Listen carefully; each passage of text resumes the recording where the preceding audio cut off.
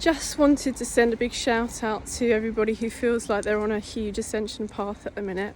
Whether we consider ourselves chosen or not, we are all source energy. We are messengers from all different timelines, all different past lives, all with a specific purpose.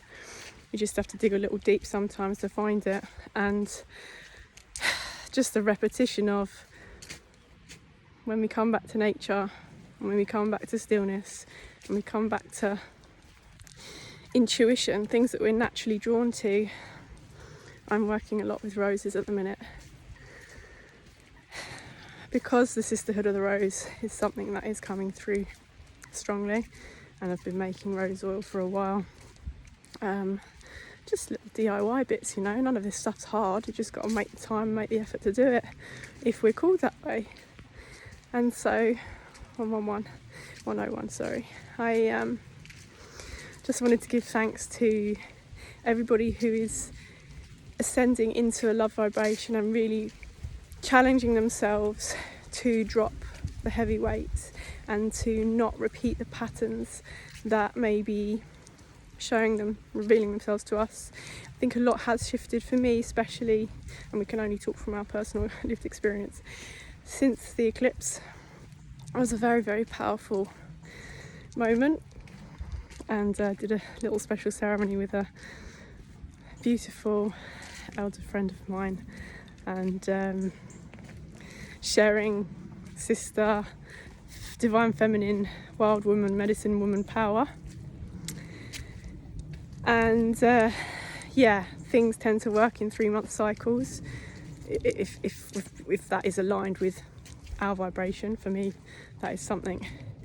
They're telling me I have life path number 3, so that is quite an important message for me, number for me. And I mean, they say life path number 3 is a teacher, so I guess some of my words will resonate with people who are also choosing themselves at the minute, choosing to honour their calling, listening. Oh, it's a mushroom.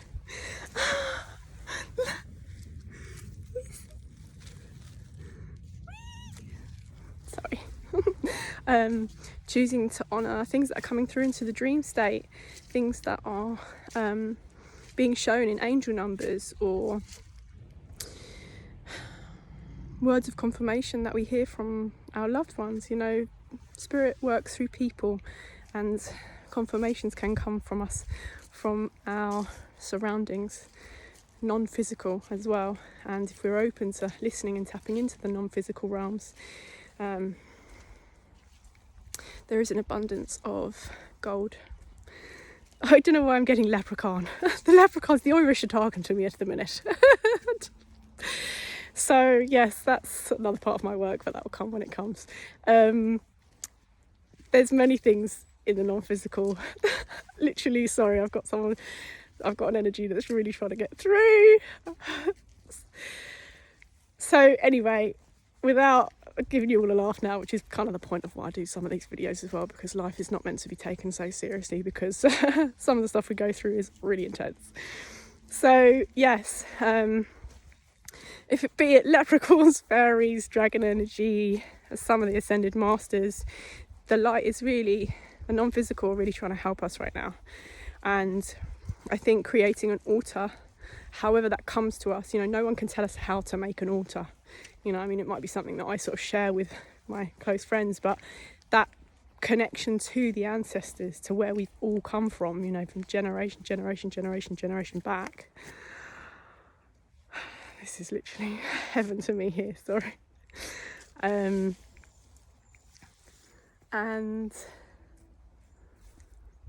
through creating, we don't have to call it altar.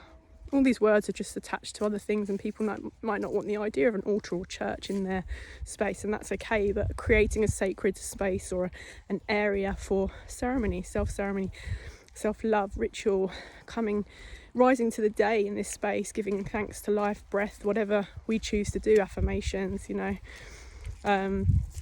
We'll all have our phases of things that we go in and out of, and a place to come back to before we go to bed. You know, connecting with the ancestors is really important for a level of protection as well. loving ancestors and honouring those who are restless and sending them love and healing and not carrying any of their dead weight. We've worked through that now. Those of us Pluto Scorpio generation, and many of us, it's not just about the planets, but those of us who've decided to not continue the burden.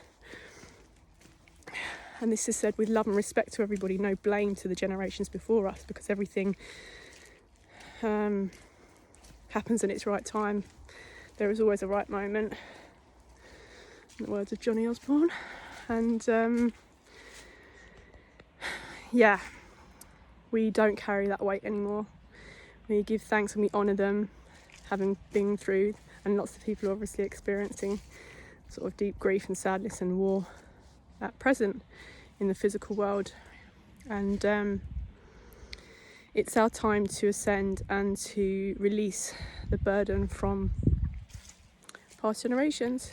We're in a whole new paradigm, and I trust that more and more of us are really feeling it, and not listening to people telling us what to do or how we should live or how we should spend our money, or that anything's better than another. We find our own unique path, delivery of messages that we all have, connection to love, higher heart, chakra, and plants are important for this. I'm seeing rosemary, which I think I may have mentioned in another video before, but rosemary, and yeah, anyway, just give thanks to everybody who's really like pushing through the intensity right now, because it isn't easy. And just mindful to our water consumption. Oh, she's attached. And greens, dark leafy greens, that, you know, it's all sun food, solar food, that takes all the energy from the beautiful sun and transmutes that into chlorophyll and all the essentials that we need as we go into darker months. You know, being mindful, that we need our minerals, that we need our iron, that we need our magnesium, potassium, everything.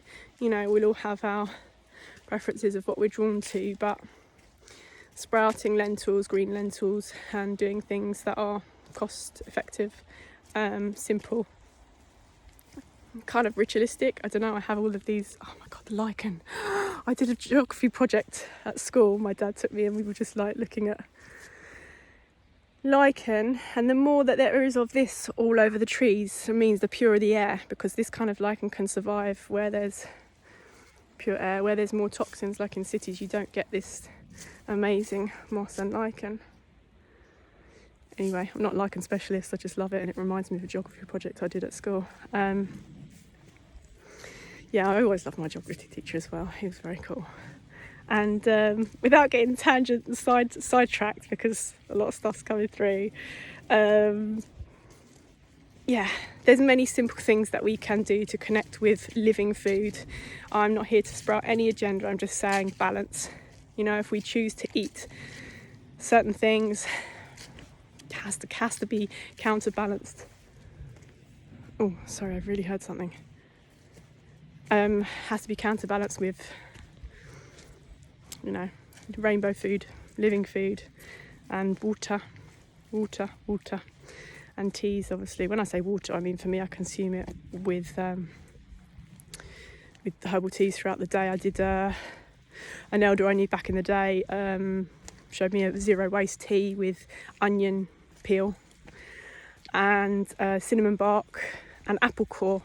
So I've been having some apple with my sauerkraut I've been making in the rising. So you know, we can make tea. We don't have to be buying all of these expensive, and yes, we want to support local economies, but when we forage respectfully, we can find lots of things that are just hanging around. And where I currently am at the minute, they were just rooting up loads of rosemary bushes the other day, and I just literally took a load because I want to dry it and just have that as tea.